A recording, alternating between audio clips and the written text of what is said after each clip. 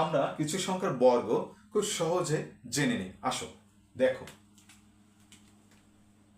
1 এর বর্গ, হ্যাঁ 1 এর বর্গ একই, 1, 1কে তুমি গুণ করে 1 দিয়ে একই হবে, 1 অক্ষে 1। এগুলো তোমরা স্বাভাবিক নামতাও জানো, তাই না? এবার 2 এর 1 অক্ষে 1, হ্যাঁ এরকম না? 2 এর বর্গ 2 দুগুণে কত? 4। 3 এর বর্গ কত বলো তো? 3 3 9। 4 এর বর্গ 4 4 কত? 16। 5 এর বর্গ কত?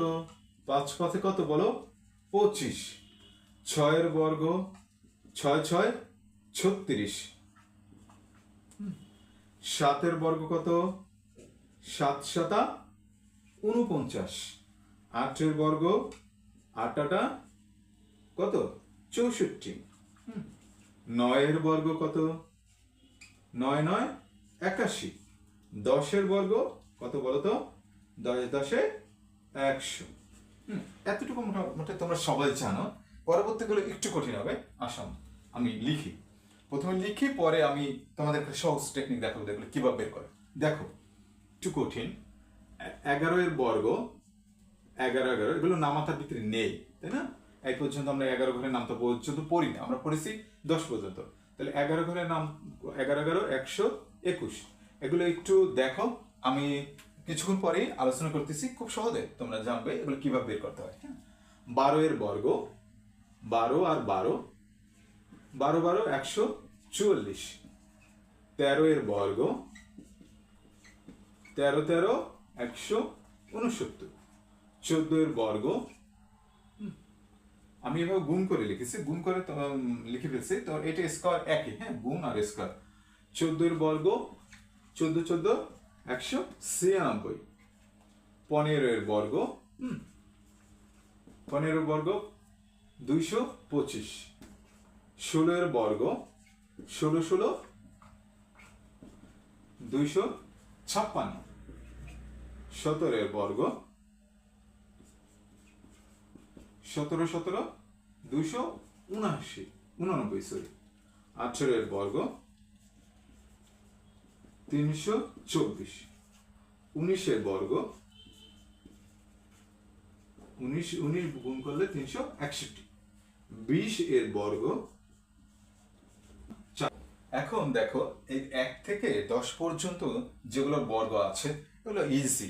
কেন ইজি? মানে তোমরা যে নামাটা পড়েছো 1 থেকে 10, সেগুলোর ভিতরে জানতে পারো। তুমি যখন 9 ঘরের নামতে পারো 9 9 9 9 81, বা তুমি যখন 7 ঘরের নামতে পারো 7 7 49। এগুলো সহজ, কিন্তু এটা সহজ না। কেন বলতে পারো? এতে তুমি তো 11 ঘরের নামটা পড়েছো 10 পর্যন্ত, 10 পরে তো পড়নি, ঠিক না? পড়েছো? পড়নি।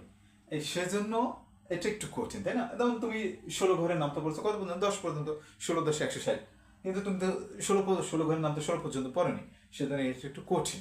এগুলো বের করার সহজ পদ্ধতি আছে, দেখো কিভাবে বের করি। একটু মুছে নেই, হ্যাঁ।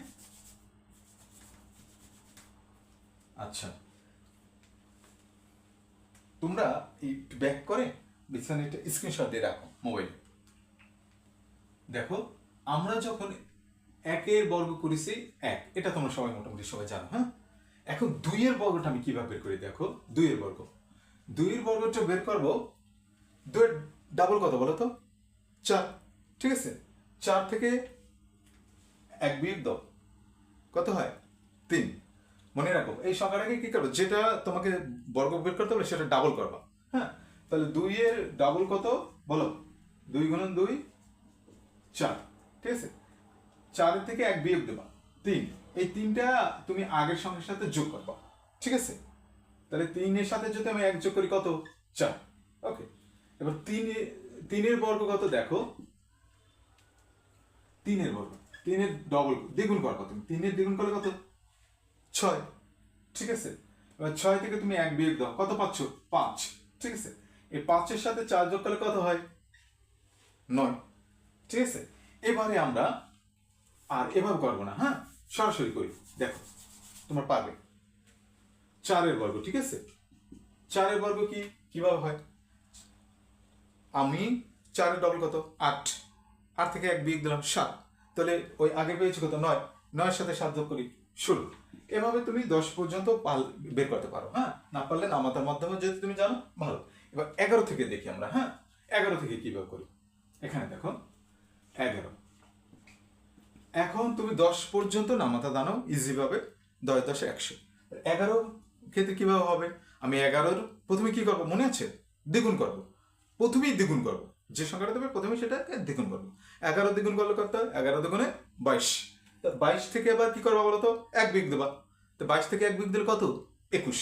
এই 21 আর পেয়েছিল আগে ছিল কত, 10-এর বর্গ 100, 21-এর বর্গ 100, 21 11-এর বর্গ। এবার 12-এর বর্গ কত বলো, 12 দুগুণে কত, ডাবল করে প্রথমে 12 দুগুণে কত, 24, ঠিক আছে। এবার 24 থেকে 1 বিয়োগ দাও কত, 23। এই 23-এর সাথে 121 যোগ করলে কত, 144, তাই না। তুমি 3-4 বার প্র্যাকটিস করবা, 3-4 বার এরকম প্র্যাকটিস করলেই তোমার একদম ইজিলি মুখস্থ হয়ে যাবে বা মেমোরিতে ঢুকে যাবে, হ্যাঁ। এবার আসো 13-এর বর্গ। 13-এর বর্গ কত, তাহলে আমরা 140 পর্যন্ত পেয়েছি 12 বর্গ। তাহলে 13 দুগুণে কত, 26, ঠিক আছে। 26 থেকে তুমি আগের মতো 1 বিয়োগ দাও, 25। 140-এর সাথে 25 যোগ করে কত, 159। 159 না, সরি 169, 169। এবারে 13-র পরে আমি 14 লিখলাম, আচ্ছা সবগুলি করি, হ্যাঁ। 14-এর বর্গ কত,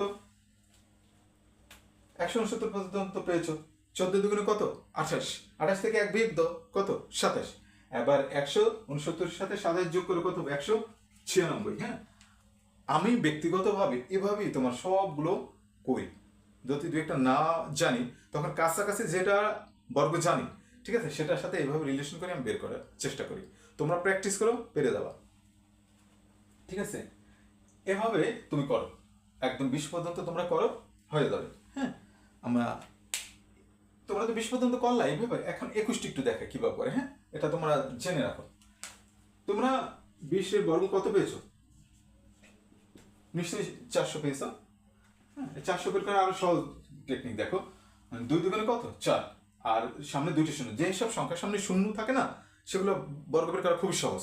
কিভাবে সহজ তোমরা দেখো, যদি বের করতে বলে 30 গুণন 30 বা 40 গুণন 40, ঠিক আছে, এগুলো তোমরা খুব সহজে বের করে রাখবা, ঠিক আছে, দ্রুত বের করে ফেলবা। 3 3 কত, 9, সামনে যে কটা শূন্য আছে একদম যোগ করে সে কটা শূন্য, একটা দুটো শূন্য বসে দেবো। এবার 4 4 কত বলো, 16, 16 সামনে কটা শূন্য, একটা দুটো শূন্য বসে দেবো, ঠিক আছে। 50-এর বর্গ এরকম বের করো, হ্যাঁ। তোমরা বলো তো 50-এর বর্গ কত, হ্যাঁ। 5 5 কত, 25, সামনে কটা শূন্য, দুটো শূন্য, ঠিক আছে। এভাবে বের করে নেবা। এখন আমি যেটা করবো সেটা হলো, দেখো 21-এর বর্গ বের করবো, হ্যাঁ। 21-এর বর্গ বের করবো কোন নিয়মে, এতক্ষণ যেটা করছি সেই নিয়মে বের করবো 21-এর বর্গ, হ্যাঁ। তো দেখো আমরা 20-এর বর্গ তো তুমি মাত্র দেখলে 400, ঠিক আছে।